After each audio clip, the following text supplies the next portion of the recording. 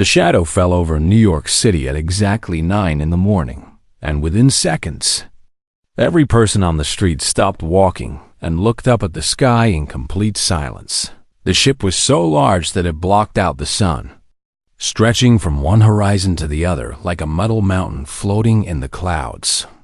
And Captain Sarah Chun of the United Terran Defense Force felt her heart stop for a moment as she watched it from the window of her office. It was the year 2347, and humanity had only recently learned how to travel faster than light, and they had built a handful of small colonies on distant worlds, and they had believed themselves to be alone in the universe until this very moment, but they were not alone. And the proof of that terrible truth now hung over their planet like a sword waiting to fall within hours. Every government on Earth received the same message, broadcast in perfect English and translated into every human language at the same time. And the voice that spoke was cold and ancient and filled with the confidence of a species that had never known defeat. "We are the Galactic Covenant," the message said, "and we have ruled the stars for 10,000 years. And we have come to welcome humanity into our great family of worlds." Ambassador Elena Vasquez was chosen to represent all of humanity. And she was a woman of 50 years, with gray hair and sharp eyes, and a reputation for never backing down from any challenge. And she stood in the Great Assembly Hall of the United Nations as the alien delegation descended from the sky. The leader of the delegation was called High Arbiter Vathos Krell, and he was unlike anything humans had ever seen before. Standing 3 meters tall with a body like a giant insect covered in black armor plates, and his eyes were like pools of liquid gold that seemed to see everything at once. Behind him walked 12 other beings, each one from a different species, each one stranger than the last. And they moved with the slow confidence of creatures who knew they were the most powerful beings in any room they entered. "We have watched your species for many years," Vathos Krell said, his voice like stones grinding together, "and we have decided that you are ready to join the Covenant as a tributary species, which is a great honor that many have sought and few have received." Elena Vasquez kept her face calm even though her heart was racing, and she asked in a steady voice what it meant to be a tributary species.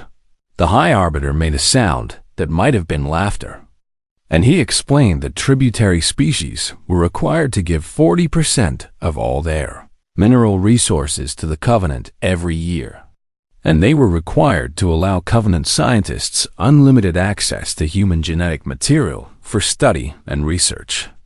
And they were required to provide 10,000 humans every year to serve as workers in Covenant facilities across the galaxy. "This is not a request," Vathos Krell said, and his golden eyes seemed to glow brighter as he spoke. "This is the law of the Covenant, and every young species must follow it. And those who refuse are corrected." Elena asked what correction meant, and the Arbiter's mandibles clicked together in what seemed like amusement. "Correction means that your cities will burn, and your people will suffer, and your civilization will be reduced to ashes. And then you will serve the Covenant anyway, but as slaves instead of tributaries. And the choice is yours to make." The assembly hall was completely silent, and Elena could feel the weight of 8 billion human lives pressing down on her shoulders. And she knew that every word she spoke in this moment would be remembered for 1,000 years. "We will need time to consider this offer," she said, keeping her voice steady even though she wanted to scream. "Our people are spread across many worlds, and our governments must debate and discuss before we can give you an answer." Vathos Krell tilted his massive head to one side, and his golden eyes studied her like a scientist studying a small and interesting insect. "You have 30 standard days," he said, "and when that time has passed, you will come to our capital station and give us your answer. And I suggest that your answer be yes, because the alternative is something that no species has ever survived." The alien delegation left as quickly as they had come, and their massive ship rose into the sky and vanished among the stars. And humanity was left alone with the most terrible decision they had ever faced in the days that followed. Chaos spread across Earth and every human colony, and people filled the streets with signs and shouts, some demanding that humanity fight back and others begging their leaders to accept the Covenant's terms and avoid destruction. Governments argued and politicians made speeches, and military leaders calculated the odds of victory and found them to be close to zero, because humanity had only a few hundred small warships while the Covenant had millions, and their technology was thousands of years more advanced.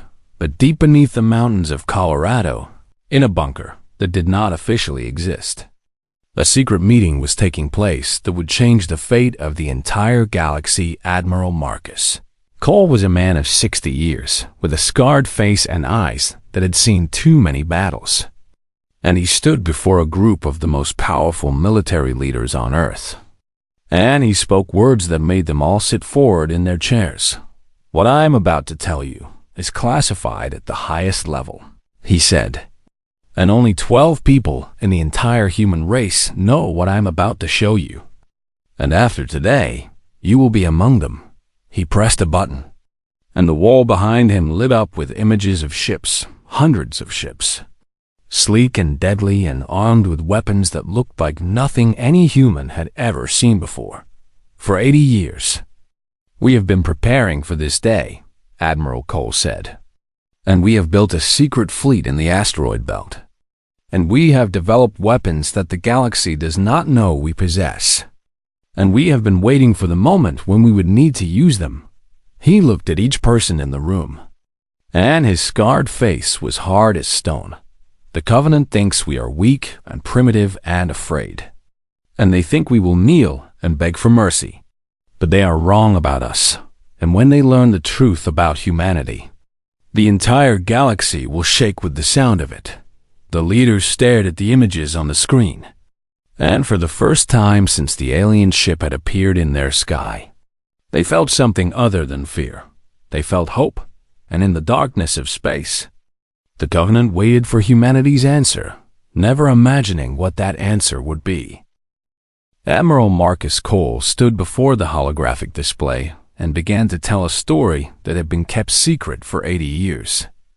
A story that would explain how humanity had prepared for this moment without even knowing it was coming. "In the year 2267, he said, "we sent our first deep space expedition beyond the solar system. A crew of 200 brave men and women aboard a ship called the Pioneer. And they were filled with hope and wonder as they traveled into the unknown." The faces of the military leaders were grim as they listened, because some of them had heard rumors of what had happened to the Pioneer, but none of them knew the full truth.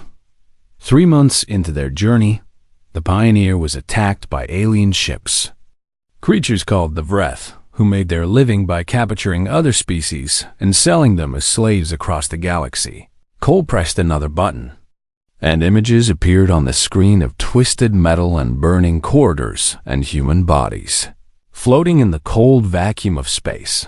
The Vreth had technology far beyond anything we possessed, and they expected the humans to surrender immediately, as every other species they had attacked had done before. His eyes hardened as he continued the story, but Captain James Morrison refused to surrender. And when the Vreth boarded his ship expecting to find frightened prisoners, they found something else entirely. The images on the screen changed to show humans fighting with improvised weapons, using knives and tools in their bare hands against aliens with armor and energy weapons. And somehow the humans were winning. Morrison and his crew fought like demons. And when they realized they could not defeat the Vreth in close combat, they came up with a plan that no alien species had ever imagined. Cole's voice was filled with pride as he spoke the next words. They strapped nuclear warheads to escape pods, flew them directly into the Vreth ships, and detonated them at point-blank range, destroying 3 enemy vessels and killing thousands of Vreth warriors. The military leaders stared at the screen in amazement. Because this was not the story they had expected to hear. The surviving Vreth fled in terror, and the Covenant later dismissed the incident as an accident, believing that primitive humans could never have defeated a superior species on purpose. Admiral Cole smiled.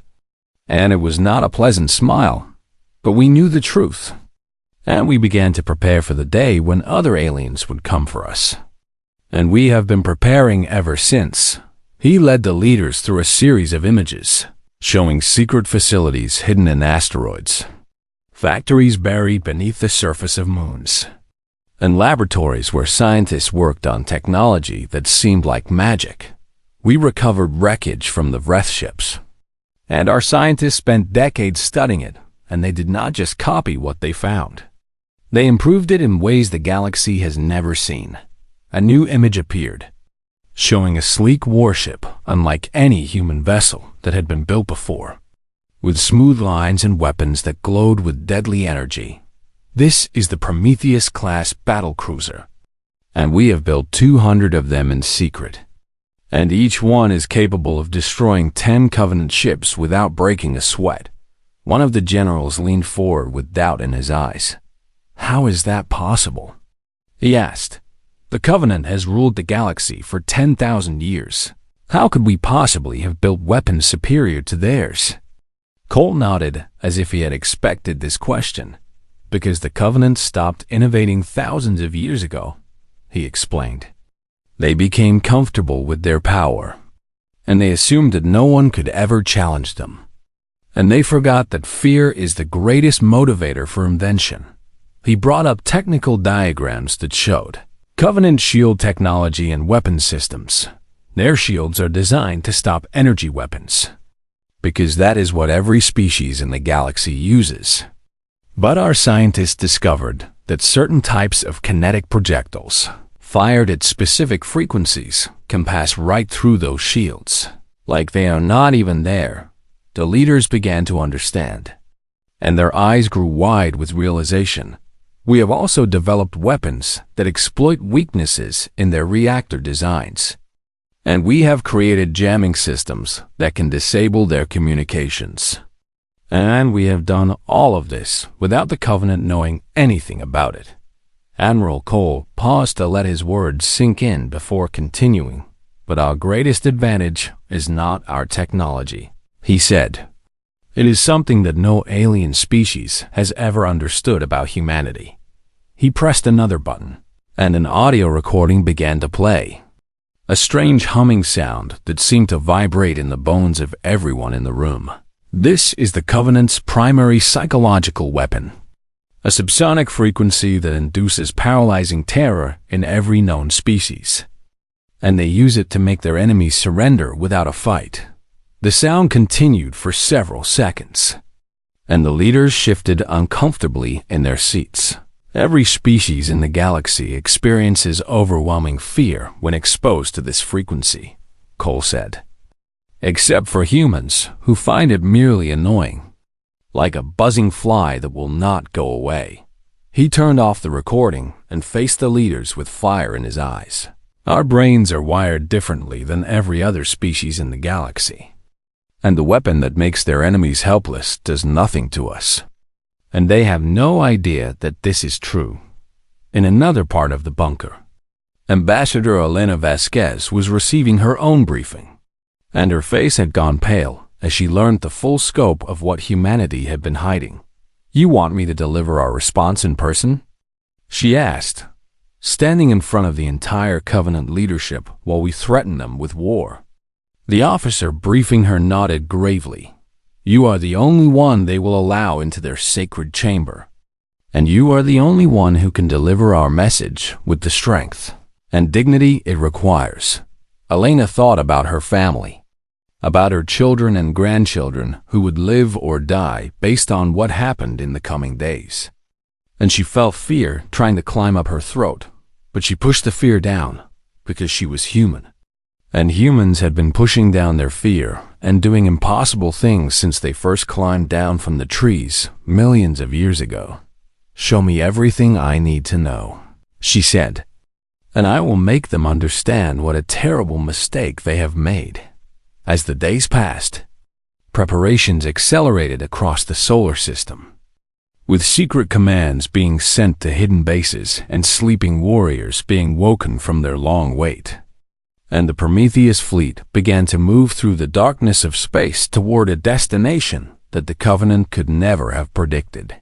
On the 29th day, Ambassador Vasquez boarded a small diplomatic shuttle and began her journey to the Covenant's capital station, a massive structure called Station Absolute that orbited a dying red star at the center of their territory. She carried no weapons and wore no armor, but she carried something far more dangerous than any gun or bomb. She carried humanity's answer, and as her shuttle flew through the void between stars, the Prometheus fleet followed in perfect silence, invisible to every sensor that the Covenant possessed, waiting for the moment when they would reveal themselves to a galaxy that had forgotten what courage looked like. The 30 days were almost over, and the Covenant believed that they already knew what humanity would say, because every species before them had knelt and begged for mercy.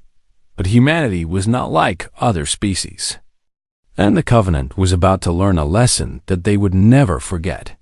The universe was about to change forever, and it would begin with a single word spoken by a small human woman standing alone in a room full of monsters. Station Absolute was the largest structure ever built by any species in the history of the galaxy, a metal world floating in space around a dying red star. And Ambassador Elena Vasquez felt like an ant walking into the den of giants as her shuttle approached its massive docking bays. The station held over 50 million beings from hundreds of different species, all of them living under the rule of the Galactic Covenant. And the Hall of Concordance at its center was the most sacred place in all of known space. Elena had studied the files and memorized the speeches and practiced her words 1,000 times during the journey. But nothing could have prepared her for the reality of standing at the entrance to that ancient hall. The doors were 50 meters tall and carved from a single piece of black stone, covered with symbols and images that told the story of the Covenant's 10,000-year reign. And they opened without a sound as she approached inside. The hall stretched for nearly a kilometer, with tiered galleries rising on either side, filled with thousands of alien dignitaries and ambassadors and nobles from every corner of the galaxy, all of them turning to stare at the small human woman walking alone down the central aisle at the far end of the hall. On a raised platform that seemed to float in a pool of golden light, sat the 12 members of the High Council, each one representing a different elder species that had ruled the stars since before humanity had discovered fire. And in the center of them all stood High Arbiter Vathos Krell, his insectoid body gleaming like polished obsidian, his golden eyes watching Elena with what she could only describe as hungry amusement. The representative of humanity approaches. His voice boomed through the hall, carried by hidden speakers that made it seem like the voice of a god. And she comes to give us the answer we have been waiting for. Elena continued walking, keeping her pace steady and her head high, refusing to show any sign of the fear that was trying to claw its way up from her stomach. The galleries buzzed with whispered conversations in 100 different languages, and Elena could feel the weight of thousands of alien eyes studying her, measuring her, dismissing her as just another primitive creature come to kneel before its betters. She reached the end of the aisle and stopped at the bottom of the platform, looking up at the 12 most powerful beings in the galaxy. And she took a deep breath before speaking. High Arbiter Vathos Krell and honored members of the council, she said, her voice clear and strong and carrying to every corner of the vast hall. I bring you the answer of the human race. The Arbiter leaned forward, and his mandibles clicked together in anticipation. We have been generous in giving you time to consider our offer, he said, and we trust that your leaders have seen the wisdom of accepting your place in our great family of worlds. Elena felt the implant in her ear buzz softly, a signal from Admiral Cole that the fleet was in position and waiting for her word. And she allowed herself a small smile, The people of Earth and her colonies thank the Covenant for its generous deadline, she said. And after much deliberation among all our nations and all our peoples, we have reached a unanimous decision. The hall fell completely silent, and Elena could feel the tension crackling in the air like electricity before a storm. She drew herself up to her full height, which was barely half the size of the smallest council member, and she spoke the words that would echo through history for 10,000 years. The answer of humanity is no. For a moment, nothing moved, and the silence was so complete that Elena could hear her own heartbeat pounding in her ears. Then the galleries erupted in chaos, with aliens shouting and screaming and pointing at her as if she had suddenly grown a second head. And the council members turned to each other with expressions of shock and disbelief. High Arbiter Vathus Krell raised one massive arm, and the hall fell silent again, and when he spoke his voice was cold and hard as ice. "You cannot refuse," he said. "No species has ever refused, because to refuse is to choose destruction." Elena held her ground and kept her voice steady. "We choose neither tribute nor destruction," she said. "We choose to stand as a free and independent species, equal to any other in this galaxy, and we will not kneel before anyone." The Arbiter's golden eyes blazed with fury, and his voice rose to a roar that shook the very walls of the hall. "Then you choose death," he thundered. "I will order the correction fleet to destroy your homeworld within the hour, and your entire species will be reduced to ash and memory." Elena smiled, and there was something in that smile that made the aliens nearest to her take a step backward. "Before you give that order, High Arbiter, I have a suggestion." She turned and pointed toward the massive viewport that made up one wall of the hall, showing the red glow of the dying star and the black emptiness of space beyond. "Look outside." Vathus Krell made a gesture of contempt, but several of the other council members turned to look, and what they saw made them freeze in place where there had been empty space moments before. There were now ships, hundreds of ships appearing out of nowhere as they deactivated their cloaking devices, each one bristling with weapons that glowed with deadly energy. At the center of the formation floated the largest ship of all. A massive vessel with scarred armor and weapons pointed directly at the station, and on its hull were painted words in a language that none of the aliens could read, but all of them somehow understood. "We remember the Vreth." Elena turned back to face the council, and her voice rang out across the silent hall. "This is the Prometheus fleet. 200 warships that you did not know existed, armed with weapons that your shields cannot stop, crewed by humans who are not afraid of your terror weapons." She took a step forward, and for the first time in his 400-year career, High Arbiter Vathus Krell took a step backward. "You thought we were primitive and weak and afraid, but you were wrong about us. You were so very wrong." Her voice rose until it filled the entire hall, drowning out the terrified whispers of the alien dignitaries. "We are humanity, and we have been fighting against impossible odds since the day we first stood upright on the plains of Africa, and we have conquered every challenge that the universe has thrown at us."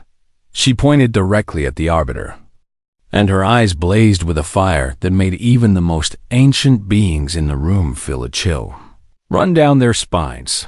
"We are not your tributaries. We are not your servants. We are not your slaves. And we do not kneel."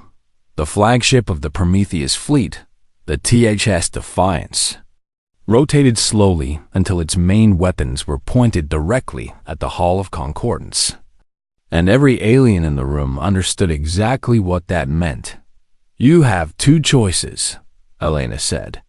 "You can accept humanity as an equal partner in this galaxy and learn to live in peace with us, or you can start a war that will cost you more than you can possibly imagine." High Arbiter Vathus Krell stood frozen on his platform, surrounded by his fellow council members, who were all looking at him with expressions of fear and confusion. For 10,000 years, The Covenant had ruled the galaxy through intimidation and terror. Secure in the knowledge that no species could ever challenge their power, but now a small human woman stood before them, backed by a fleet that had appeared from nowhere, speaking words that no tributary had ever dared to speak, and for the first time in 10,000 years. The masters of the galaxy did not know what to do. Elena watched the fear spread across their alien faces, and she felt a fierce pride burning in her chest. Pride in her species and pride in the courage that had brought them to this moment. The galaxy would never be the same again. And everyone in that hall knew it. The age of the Covenant was ending, and the age of humanity was about to begin. The news of humanity's defiance spread across the galaxy like wildfire, carried by 1 million communication channels to every world and station and ship that could receive a signal. And within hours, every being in known space knew what had happened in the Hall of Concordance, on worlds that had been paying tribute to the Covenant for centuries. Beings of every species gathered around screens and holographic displays, watching the recording of the small human woman standing before the High Council and speaking the word that no one had ever dared to speak before. No, some watched in horror, certain that humanity had just signed their own death warrant. But others watched with something they had not felt in a very long time: hope inside Station Absolute. The Galactic Covenant was tearing itself apart, with council members screaming at each other in their ancient chambers, while fleets of warships waited for orders that no one could agree upon. 3 factions had emerged from the chaos, each one with a different idea about how to deal with the human problem. The hardliners, led by High Arbiter Vathos Krell, demanded immediate and total war, insisting that humanity must be destroyed completely to make an example for any other species that might think about rebellion. The pragmatists argued for negotiation, pointing out that the Prometheus fleet had demonstrated technology that the Covenant did not understand, and suggesting that it might be wiser to learn more about human capabilities before starting a fight. And the fearful, a group that grew larger with every passing hour, believed that humans were simply too dangerous to provoke, and that the Covenant should accept them as equals before things got any worse. They bypassed every sensor we have, one council member said, his voice trembling with anxiety. They appeared out of nowhere, right in the heart of our most secure location. And we had no warning at all. That is precisely why we must destroy them now. Vathos Krell responded, slamming his armored fist on the table. Before they become strong enough to destroy us. The debate raged for 3 days while humanity watched and waited. And Ambassador Vasquez remained on Station Absolute as a guest who was somewhere between a diplomat and a prisoner. Finally, the hardliners won the argument, and High Arbiter Vathos Krell ordered a demonstration of force, sending 50 of the Covenant's most powerful warships to blockade humanity's nearest colony, a world called Kepler's Hope that was home to 2 million human settlers. We will starve them into submission, the Arbiter declared, and when their people begin to die, the humans will understand that their defiance was nothing but foolish pride. But Admiral Marcus Cole had been waiting for exactly this move. And as the Covenant fleet took position around Kepler's Hope, the Prometheus fleet was already moving to intercept the Battle of Kepler's Hope, lasted 6 hours. And it would be studied by military historians for centuries to come. The Covenant ships were massive and heavily armed, each one crewed by thousands of warriors from species that had been fighting wars since before humans had invented the wheel. But the Prometheus ships were fast and deadly, dancing around the larger vessels like wolves circling a herd of slow-moving prey. And their weapons tore through Covenant shields like those shields were made of paper. Admiral Cole commanded the battle from the bridge of the THS Defiance, issuing orders that sent his ships weaving through enemy formations in patterns that the Covenant tacticians could not predict or counter. Target their engines first, he ordered. I want them disabled but not destroyed. because we are going to send them home with a message, one by one. The Covenant warships went dark, their engines crippled, and their weapons disabled. And not a single one of them was destroyed because Admiral Cole had given specific orders to spare their lives when the battle was over. The human fleet had not lost a single ship, and the 50 Covenant vessels drifted helplessly in space. Their crews alive, but completely unable to fight, Admiral Cole broadcast a message that was heard by every ship and station in the sector. "We could have killed all of you." His voice echoed across the void. "We chose not to, because we are not monsters, and we do not want war. But make no mistake about what you have witnessed here today." He paused to let his words sink in before continuing. "If you attack us again, we will defend ourselves, and we will not hold back. And your council will learn that humans are not prey to be hunted, but wolves who bite back." The crippled Covenant fleet limped home with their tails between their legs, and the recording of the battle spread across the galaxy, even faster than the news of humanity's initial defiance on 100 tributary worlds.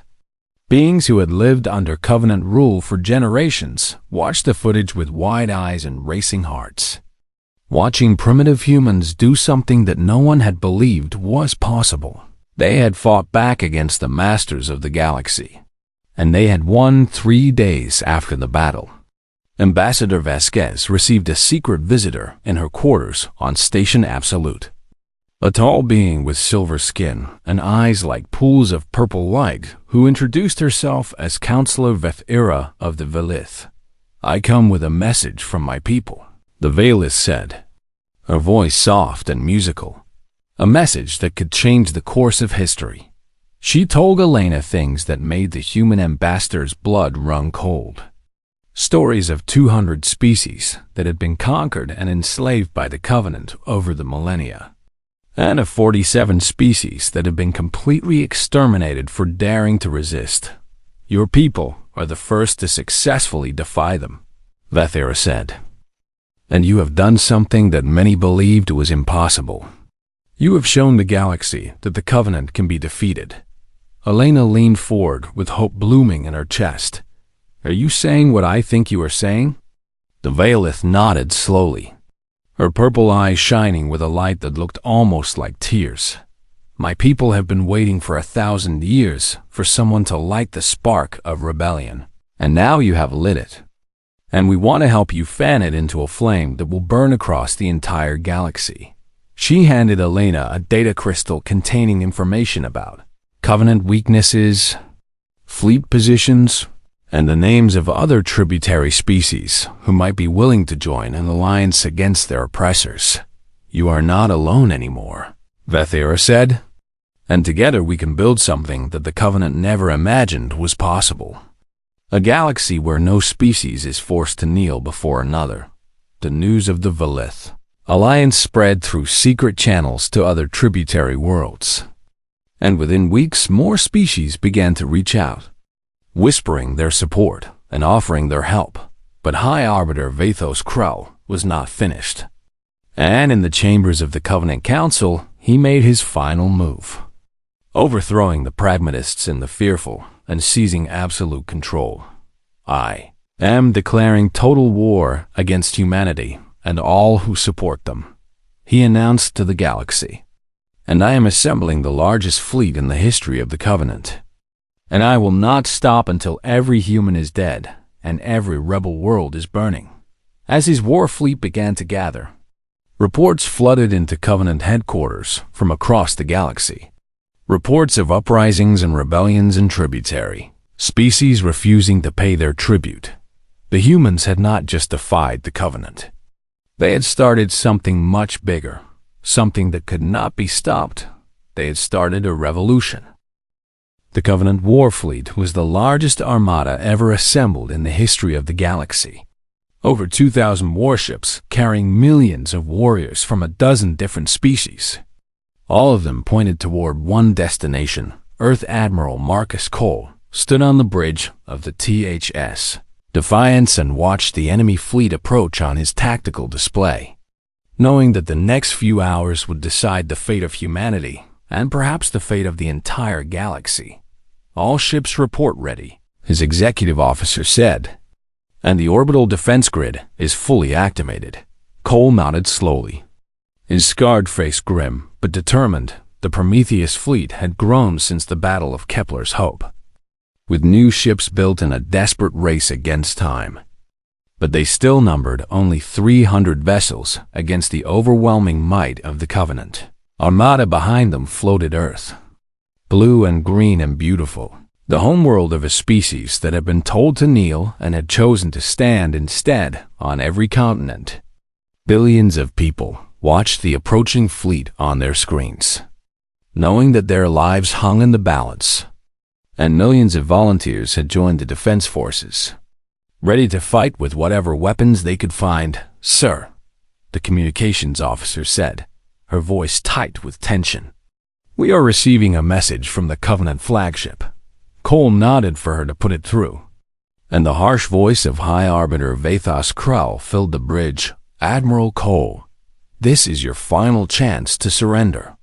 Surrender now, and I will grant your people a quick death instead of the slow extinction you have earned through your arrogance." Cole smiled, and it was the smile of a man who had made peace with death and found it did not frighten him. "High Arbiter, my people have a saying that I think you should hear." He leaned forward and spoke words that would be remembered for 1,000 generations. "Come and take it." The transmission ended, and the Battle of Sol began. The Covenant fleet advanced in a massive wave, their weapons lighting up the darkness of space with deadly fire. And the human ships met them with everything they had. The first hours of the battle were brutal, with human ships exploding into clouds of fire and debris as the overwhelming numbers of the enemy began to tell. And Admiral Cole watched his tactical display with a sinking heart as red icons blinked out one by one. But the humans did not retreat, and they did not surrender, and they did not break. Every ship fought until it could fight no more. And when their weapons were destroyed, they rammed their vessels into enemy ships, taking as many Covenant warriors with them as they could. On Earth, the orbital defense grid activated, launching thousands of missiles and firing beams of deadly energy that tore through Covenant shields and turned warships into molten slag. Civilians in cities around the world looked up at the sky and saw streaks of fire as ships burned in the atmosphere. And they did not run or hide, but stood and watched with pride in their eyes. "We have lost 40% of our fleet," Cole's executive officer reported, her voice steady despite the chaos around them. "And the Covenant is pushing through our defensive perimeter." Cole gripped the arms of his command chair and prepared to give the order for a final desperate assault, knowing that it would probably be his last order ever. But then, the communications officer shouted words that made his heart leap in his chest. "Sir, we are detecting new ships dropping out of hyperspace behind the Covenant fleet. Hundreds of them." Cole looked at the tactical display and felt tears forming in his eyes as he saw the impossible happening. Ships were appearing all around the Covenant armada, ships of designs he had never seen before, ships bearing the colors and symbols of a dozen different species. The Violet had come, their elegant silver vessels pouring fire into the rear of the enemy formation, and behind them came the Korath, massive warships built like flying fortresses, and the Selenith with their swarms of tiny fighter craft, and the Volani and the Terath and species whose names Cole did not even know. The tributary species had risen, just as Council of Veth Era had promised, and they had come to stand beside humanity in its darkest hour. "Message from the Valith flagship," the communications officer said with wonder in her voice. Cole nodded for her to play it, and a calm female voice echoed across the bridge. "Admiral Cole, the free peoples of the galaxy stand with you today, and together we will end 10,000 years of tyranny." The battle transformed in an instant, with the Covenant fleet suddenly caught between two forces, human ships in front and rebel ships behind, and their neat formations collapsed into chaos. High Arbiter Vathos Krull, screamed orders at his commanders. But nothing could stop the tide that was crashing against him, his flagship. The mightiest warship in the Covenant Armada was surrounded by human and rebel vessels, its shields failing under the constant barrage of weapons fire. Admiral Cole brought the Defiance alongside the crippled enemy flagship and broadcast one final message. High Arbiter, this is over. Surrender now, and you will be treated fairly. You will face justice for your crimes, but you will live. There was a long silence, and then Vathos Krell's voice came through, filled with rage and disbelief. I am the High Arbiter of the Galactic Covenant, and I have ruled for 400 years. And I will not be defeated by primitive animals and traitor slaves. His voice rose to a scream of fury. If I cannot rule the galaxy, then I will watch it burn. The Covenant flagship's reactor began to overload, building toward an explosion that would destroy every ship within 1,000 kilometers. But before the explosion could happen, 3 human ships rammed the flagship simultaneously, their crews sacrificing themselves to knock the massive vessel off course, sending it tumbling into empty space where it exploded in a ball of fire that outshone the sun. The Covenant fleet shattered after that, with ships surrendering or fleeing in every direction, and the battle was over. In the days that followed, Ambassador Elena Vasquez stood before representatives of 97 species in a hall that had once belonged to the Covenant. Then she spoke words that would define a new era for the galaxy. We did not fight this war for conquest or revenge, she said, her voice carrying to every corner of the vast chamber. We fought it for freedom. The freedom of every species to live without fear, to grow without chains, to reach for the stars without someone standing over them with a whip. She looked around at the aliens gathered before her, beings of every shape and size and color, all of them watching her with hope in their eyes. We proposed the Terran Accords, a new alliance of free peoples based on equality and mutual respect, where no species rules over another and every voice is heard. Her voice rose with passion as she spoke the final words.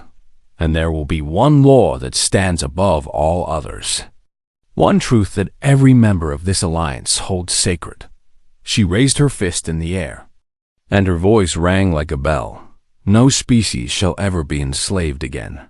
The chamber erupted in cheering, and species that have been enemies for centuries embraced each other as friends. And the first signatures were placed on the document that would reshape the galaxy. 1 year later, a monument was unveiled on the station that had once been called Station Absolute, but was now named Station Liberty. A massive sculpture depicting a human hand reaching upward toward the stars, surrounded by the hands and claws and tentacles of 100 different species. At the base of the monument was an inscription in every language known to the galaxy. Words that told the story of how freedom had come to the stars. They told us to kneel, but we chose to stand, and when we stood, we did not stand alone. And across the galaxy, on 1,000 worlds that had once lived in fear, beings of every species looked up at the stars with new eyes. They were free, and they would never kneel again.